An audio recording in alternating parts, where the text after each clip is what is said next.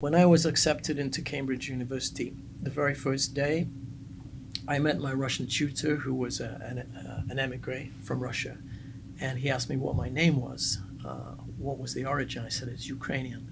And the very first thing he said was, there's no difference between Ukrainian and Russian. A Russian would say, Главный город Галиции это Львов, and a Ukrainian would say, Главный город Галиции это Львов. And I said, no, that's not true. In Ukrainian, it would be Головне місто Галичини це Львів.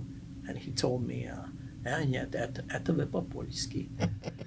Now, if you think about that, you understand the weight of this imperial colonial tradition and the need to struggle against it.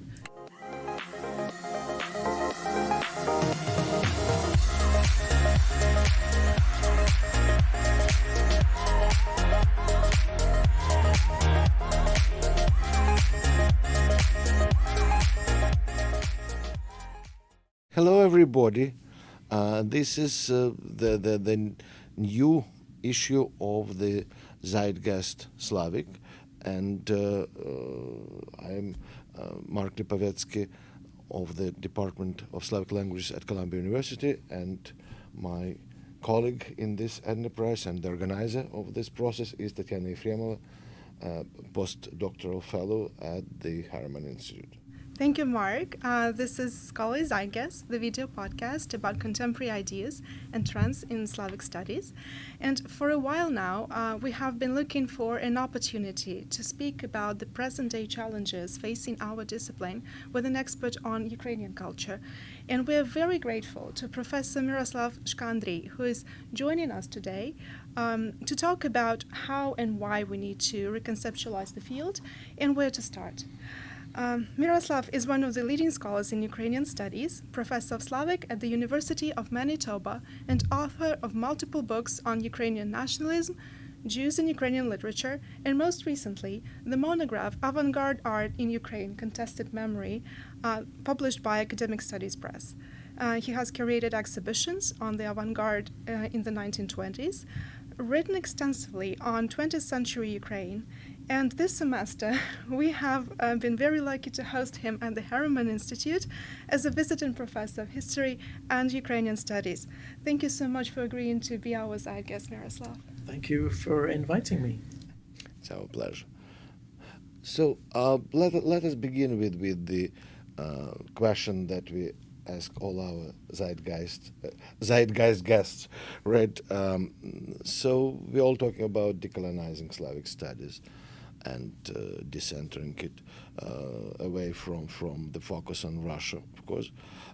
And as an expert in Ukrainian culture and history, you I think have more ideas than many of us about this process. So I'd like to ask you, where should we start, and what is most important about this process, and what can be done, what should be done, and urgently, right, about decentering the gaze when studying the entire region that belongs to Slavic, not only Slavic cultures? Well, it's a big question, and it's not an easy question to answer because there's a long tradition. Most Slavic departments, if we're talking about Slavic departments, have been established around Russian studies, Russian literature, Russian language. I think one way of beginning to think about how to change things is to think about the naming of the departments or the area. Another way of doing it is to think about how the courses could be organized or structured. But I would suggest to get away from using the term Russian as the first marker. So it could be something like East European and Russian studies, signaling that it's more about Eastern Europe, and then Russia is only part of it. Or, could be intermareum, sea to sea, Baltic to Black Sea, coast states, the states in between, something like that, which gets away from, which is part of the decentering that you mentioned. But I would also say, the way the courses are organized has to be changed. You can do things in ways that talk about, the legacy of empire. You could talk about things that are generally not talked about, or as far as I know, generally not talked about in undergraduate courses, such as the traumas, the trauma of autocracy caused by autocracy, or the ugly in Russian culture, this kind of thing. Or you could twin different literatures, Russia through Ukrainian eyes, or Ukraine through Russian eyes, this kind of thing, where you can then have two groups, two approaches, two literatures, two cultures who respond to one another. But I think the basic suggestion I would have would be to not build strictly around one literature, one language, one culture. That actually makes Russian more interesting. Is that what you mean by decentering rather than just diversifying? I know there's so much conversation going on right now about diversifying the syllabi, and generally this is where a lot of the big classes are moving to, including different content. But is decentering slightly different from simply diversifying? Yes, because I think you have to look at it in terms of cultures in dialogue or cultures in conversation. Once you do it that way, you see it in a much more interesting and complicated way. There are many Russian authors who are actually Ukrainians, and there are many Ukrainian authors who are actually of Russian background. And it forces you to think in terms of what the relationship between cultures was and is, and what the pressures were. So it's decentering in a different way from simply adding a piece. And I think that's a hard thing to do. It's not easy to rethink. But I think in those conversations, in those discussions, in those kinds of courses, it forces you to rethink the field. And that's what we're trying to do in the contemporary world. We at Columbia here, and Columbia Slavic Languages has a decent-sized graduate program, and our graduates work everywhere. And previously, Columbia, our department, let's put it this way, required from graduate students to study at least 2 Slavic languages and cultures, of course. Then this requirement was removed. Probably now it's time to sort of restore it. It makes sense, and this new faculty members thus will be able to produce more, as you suggest and as you see it, and I agree with you completely, multi-angled, multi-perspective courses. But that's a relatively easy thing to do, right?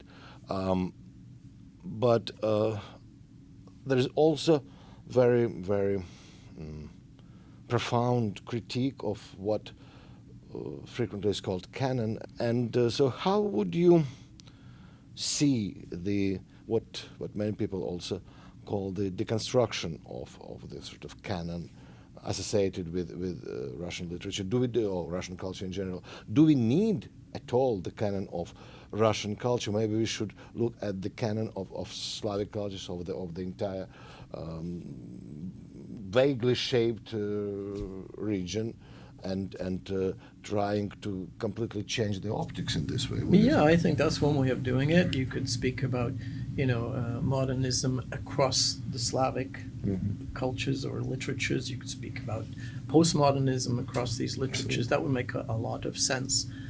I think that one of the first things you need to do is hire Ukrainianists.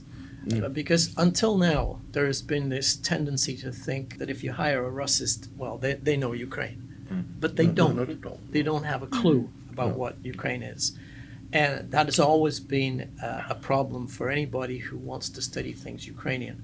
they get pushed towards a Russian viewpoint, or they're pushed into studying Russian. So that's one of the things you need to do. But I also think that the thematic approach works quite well. Yeah. So if you want to structure courses around a theme, an issue, why not see how other groups view it? Yeah. But have a teacher, have a lecturer, have an instructor who is trained in another area, because then you can have an intelligent dialogue, and you can have a change of optics, a change of viewpoints. If you only have three Russes speaking to each other about an issue, you're going to have a certain bias or a certain interest. They have their own interest. If you throw in a Ukrainianist or a Pole, you'll get a completely different view, and that would spark, I think, a more interesting debate. You can't have men only discussing the problem that women have to solve. It's just a basic. That's why we're especially grateful that you were able to join us today. Yeah. And we wanted to also ask you about your experience studying Ukrainian studies as a Slavist in the West, and how this experience shaped the kind of project that is your scholarly project at this point. Yeah. Well, I had to deal with the fact that Russian studies was dominant. The major problem, though, is it's partly institutional, that these departments and these traditions exist, but it's also an attitude problem, which is now changing. I'll tell you, please, my anecdote. I've told this many times, and I probably should stop doing this, but I think it's relevant to what we're talking about. When I was accepted into Cambridge University, the very first day, I met my Russian tutor, who was an emigre from Russia, and he asked me what my name was, what was the origin. I said, it's Ukrainian. And the very first thing he said was, there's no difference between Ukrainian and Russian. A Russian would say, Главный город Галиции это Львов, and a Ukrainian would say, Главный город Галиции это Львов. And I said, no, that's not true. In Ukrainian, it would be Головне місто Галичини це Львів. And he told me, нет, это вы по-польски. Now, I mean, you can draw various conclusions from that, but it was absolutely shocking. The ignorance and the arrogance and the insensitivity of somebody like that changed my perspective. And that may have been one of the reasons why I went into Ukrainian studies. By the way, I brought him the book, the dictionary, and he looked it up, the word for town, misto, and he looked at where it was published, which happened to be Kiev. So there's an arrogance, there's a sort of an inability to even envisage a Ukrainian history or point of view. My other tutor in Cambridge, first day I met him, was in literature, and he also, the very first thing he said when I told him my name was of Ukrainian origin was, the Zaporozhians were bandits. Now, it took me a while to think about that, but what he was saying was that there is no culture worth studying, there's no history, there's no independent tradition. And it was of no interest to him that there had been a Ukrainian state prior to up to the 18th century, that in Ukrainian literature, folklore, the Zaporozhians, the heroes, all that was simply not interesting. Now, if you think about that, you understand the weight of this imperial colonial tradition and the need to struggle against it. So my job, as I saw it, was to just produce the texts, to write the books, to challenge these views, and to get people to see things from a different perspective. Absolutely. And that's absolutely necessary. And these days it's becoming urgent. And I can, maybe I'm wrong, but I think that there is a high demand in this perspective now, not only among Slavists like us, but among broader public. And your book on Ukrainian avant-garde appeared alongside with some other important publications, for example, Babaka Dmitriev's book on Ukrainian formalism. And in connection with this, I wanted to ask a question about your vision of Ukrainian avant-garde, and you. It's a fascinating book, I think, but correct me if I'm wrong. I understand that in your vision, Ukrainian avant-garde in many ways was able to avoid the traps that Russian avant-garde, especially in the post-revolutionary period, fell into, right? So it was not compromised by the collaboration with the authoritarian state. It was not trying to become a servant of totalitarian projects, right? Of course, this didn't make the life of avant-garde artists and writers in Ukraine easier, and only luckiest managed to emigrate. Others perished in Gulag.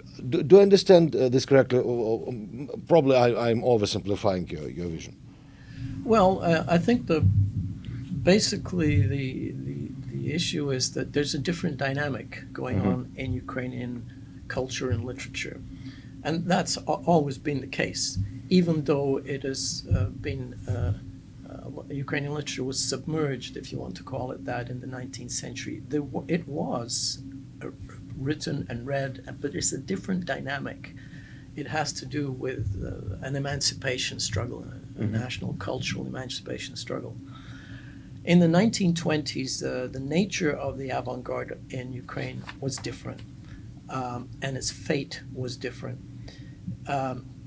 It came out not just of the Bolshevik October Revolution, it came out of the National Revolution 1917. The Academy of Art was created in 1917.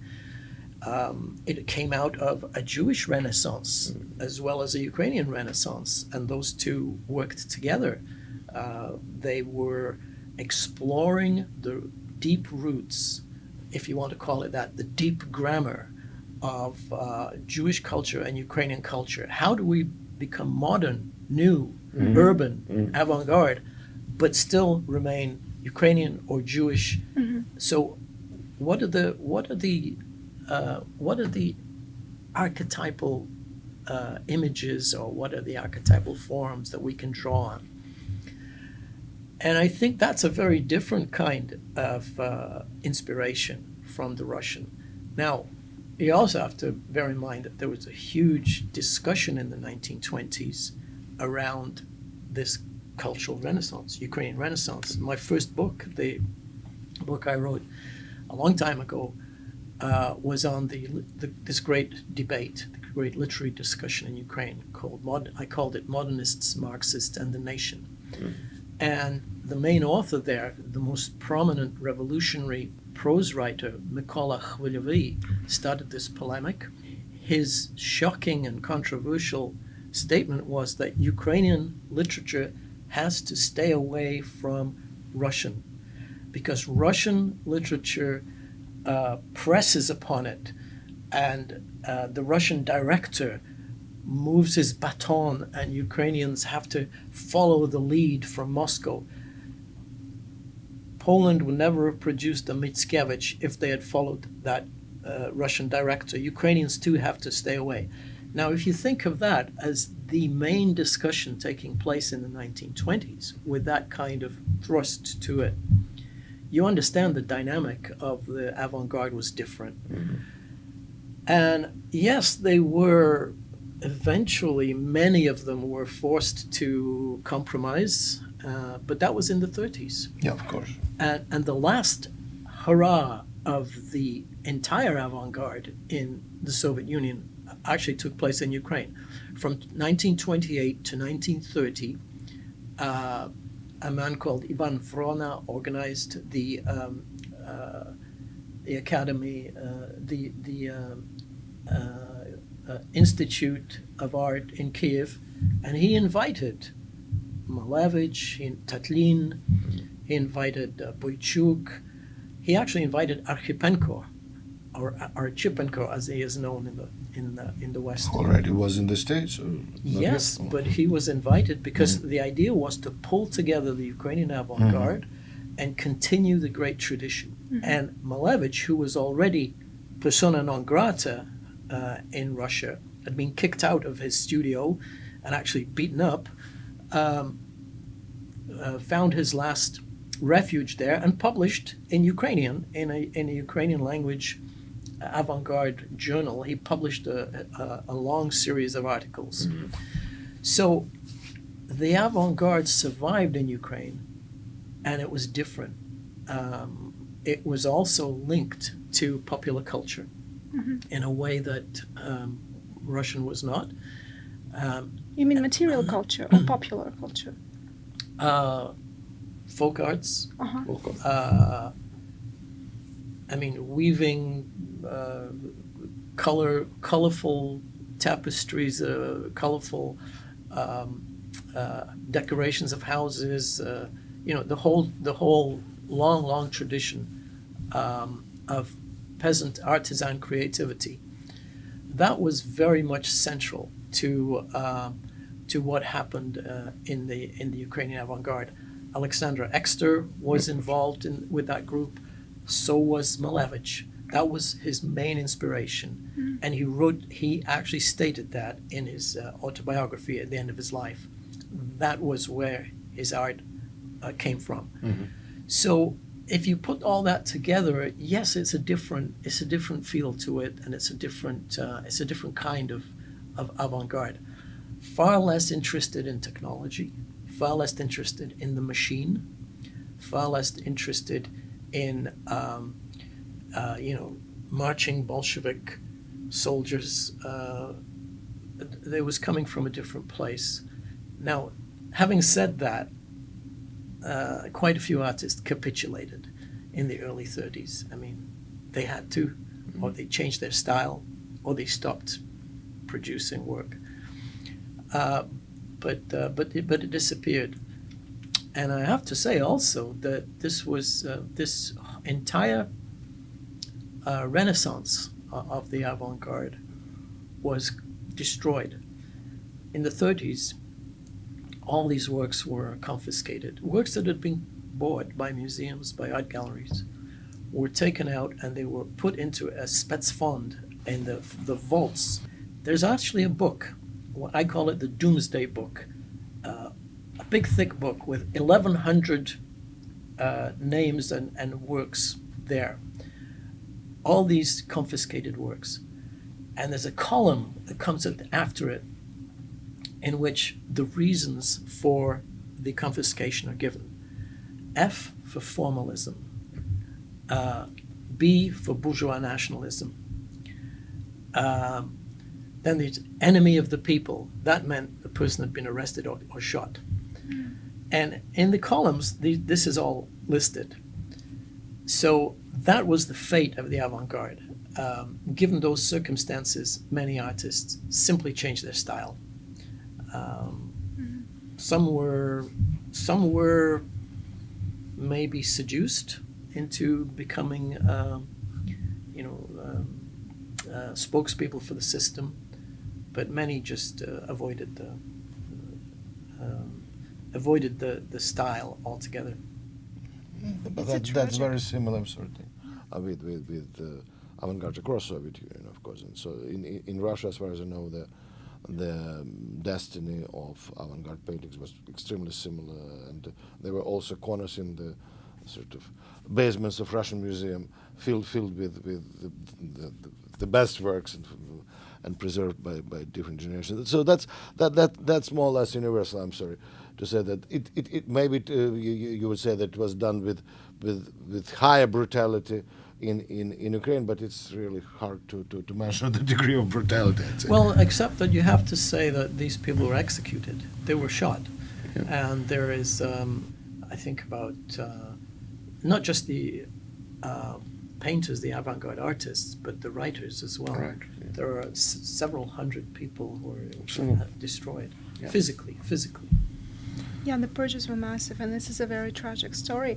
But I also wanted to ask you about the contemporary moment and the kind of reverberations you see are in the present day moment that go back to the spirit of Ukrainian avant-garde. I know you teach in a class on the four revolutions in the Ukrainian context, starting from the National Revolution in 1917 and ending with the Maidan Revolution. Do you see a similar trajectory for the avant-garde as well, informing the spirit of the fight for political emancipation? Yes, and I think it's quite interesting that the avant-garde has sort of become a calling card of Ukraine. They're very proud now, today, very proud to rediscover and put on exhibitions of the Ukrainian avant-garde, to talk about it, to reclaim these authors, on these writers and these artists as Ukrainians. So yeah, it's having a huge impact. It's changing the view of Ukraine. But there's another aspect of this. Ukraine has always been, the empire has always associated Ukraine with the peasant, the backward, the rural, and the avant-garde changes this perception. It puts Ukraine in the forefront of the modern, the innovative, the urban, the creative. And it shows how many creative figures came out of Ukraine and then made their name internationally. Europe, North America, in film, in Hollywood, everywhere. So I think, this is having an effect, and this is now being rediscovered. Many names in galleries, names of artists, names of works are being changed. People are much more aware of the fact that so many leading figures in the arts are actually of Ukrainian background. And I think this is a challenge to the kind of Putin's Russia. When Putin in 21 wrote his infamous essay about Ukraine and Russia, what I try and do in my course is to show cycles of revolution over the last 100 years, let's say 4 cycles of revolution. And if you look at those 4 cycles of revolution, they actually give the lie to Putin's idea that Ukraine only appeared in 91, that it is an inauthentic state, inauthentic culture. It didn't appear yesterday. It didn't appear in 1991. It was. It's been a constant struggle over a long period of time, hundreds of years, in fact.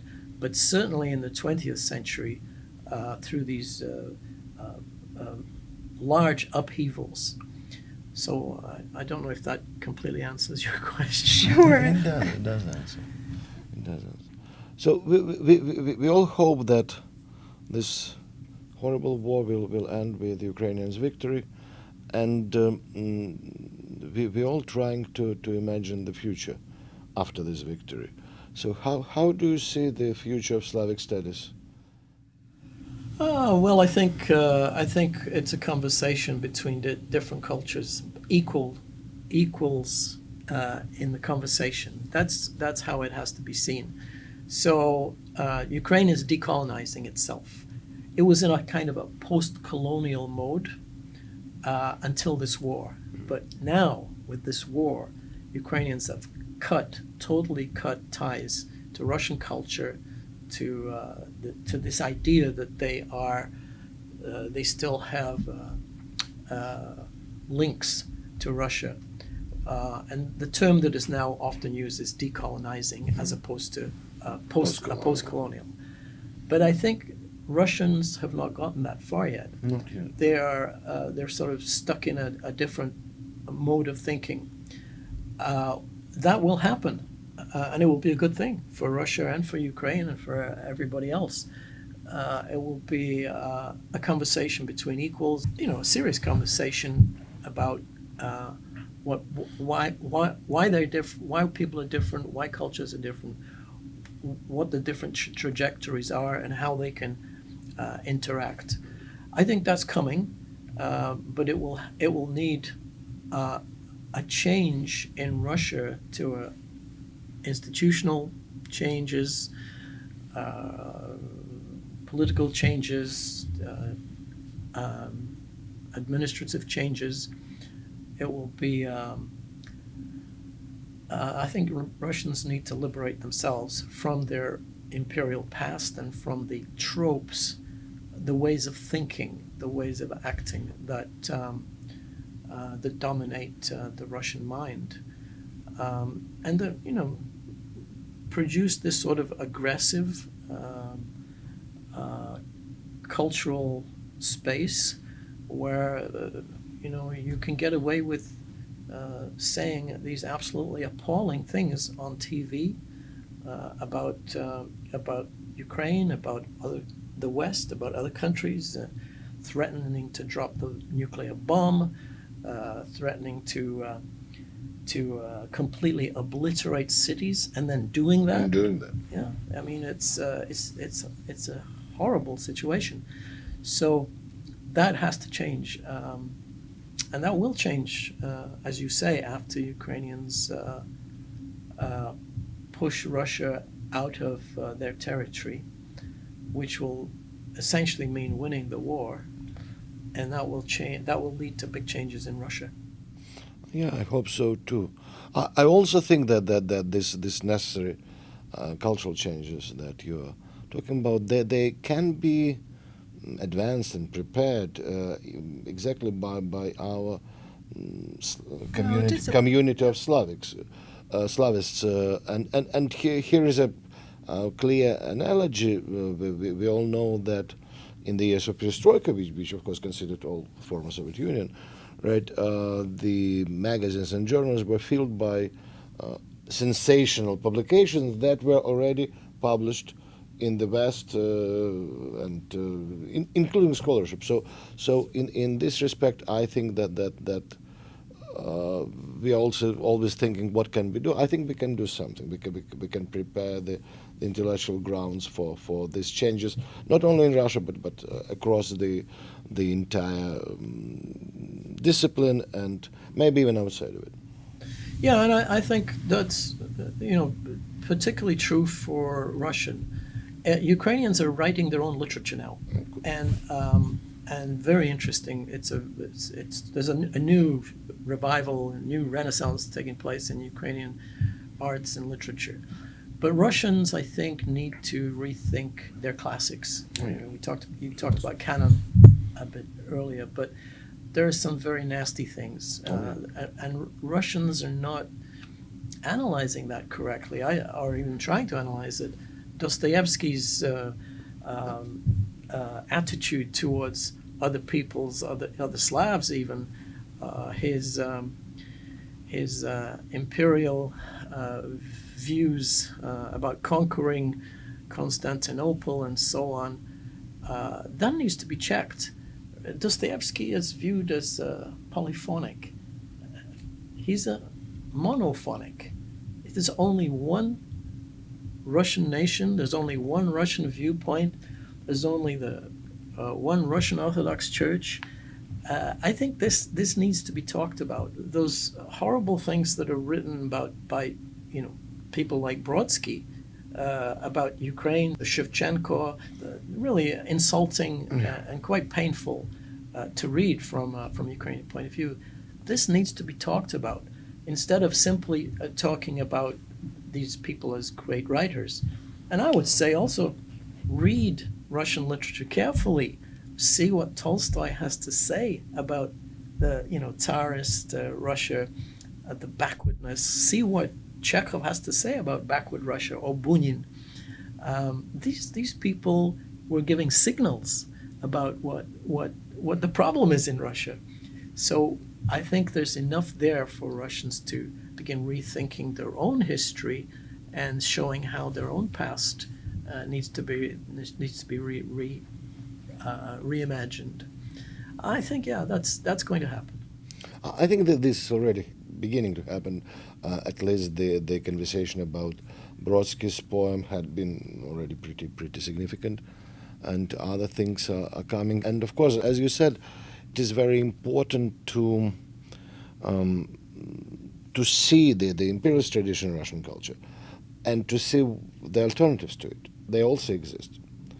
Right, so just seeing the entire Russian cultural tradition as sort of only imperialist is also an impoverished view. We need to see what was imperialism, we need to see what was repressive, but we need to see what was not. And you mentioned Tolstoy, who wrote Haji Murad, you mentioned Chekhov, who wrote Rothschild's Fiddle, and many other things. Bunin, of course, who was a more complicated character, but he also has some. That's a part of deconstruction that we need to do. But I think also it needs to be mentioned that the way these authors are used is pro-imperial. Many of the major museums and galleries have Russian oligarchs who fund them or give money. So the Tate Modern is one of them. I was at an exhibition of Malevich, huge exhibition, not a single mention of the word Ukraine or Ukrainian. Everything was Russian soul, Russian artist, Russian genius, Russian this, Russian that. It was deliberate. And then at the exit, there was a poster from the revolutionary period showing a woman crucified on a cross with blood dripping from her. It was an anti-Petlura, anti-Ukrainian poster. And it said, this is Petlura drinking the blood of Ukraine. Now, what that had to do with Malevich was totally unclear to most people, but it was part of an organized PR campaign to claim Malevich for Russia exclusively, and to take a shot at the idea of Ukrainian independence. Now, this is the Tate Modern. I don't know if they've changed, but I'm sure that the events of the last war have changed them, in the same way as the events of the last war have changed the Met Opera. But this has been a long, steady tradition, and people educated in that tradition are finding it difficult to rethink. Yeah, so that's exactly what we have to do. Right. Yeah, I think if Russia is not ready yet to do the rethinking, the discipline of Slavic Studies is already implementing some of the changes you've been talking about. And I think change starts with a conversation. So we need to thank you very much today for coming and sharing a lot of your personal memories, as well as the important context for talking about Ukrainian culture and thinking about decolonizing at this moment. Yeah. Thank you. It was a pleasure. Thank you so much. Thank you very much. Thank you.